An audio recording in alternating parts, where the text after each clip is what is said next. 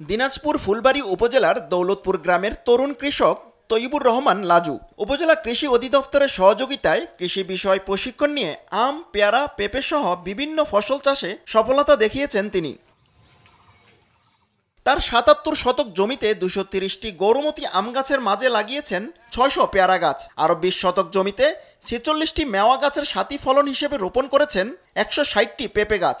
এবছর ব্যাপক ফলন হয়েছে তার বাগানে। তা দেখে কৃষিতে আগ্রহ বাড়ছে স্থানীয় তরুণদের। আমরা এখান থেকে কাজ করে আমাদের চাচা যেটা বেনিফিট দেয় আমাদের পোষায়। আমারও জমি আছে, ওখানে আমি এরকম বাগান করার চিন্তা ভাবনা আছে। প্রায় লোকেই কৃষিকাজে এখন ব্যস্ত সময় কাটাচ্ছেন। পতিত জমি কাজে লাগিয়ে কৃষি খাতে যুব সমাজকে এগিয়ে আসার আহ্বান জানান এই তরুণ উদ্যোক্তা। যে বাড়ির আনাচে কানাচে যেসব জায়গা পতিত, অনেক আমাদের গ্রাম লেভেলে কিন্তু এখনো অনেক জমি পতিত আছে, অনেক জমিতে ফসলই ফলানো হয় না। তো সেই জমিগুলোকে তারা যদি কাজে লাগায় তাহলে কিন্তু তারা নিজে বেকারত্ব ঘুচিয়ে কিন্তু অনেকটা স্বাবলম্বী হতে পারবে। কৃষি বিভাগ জানায় সাথী ফসল একটি লাভজনক পদ্ধতি, এতে জমির সর্বোত্তম ব্যবহার হয়। এছাড়া চাষিদের পরামর্শ ও সহায়তা দেওয়ার কথা জানায় এই কর্মকর্তা। আন্তঃফসল একটি লাভজনক কৃষি পদ্ধতি।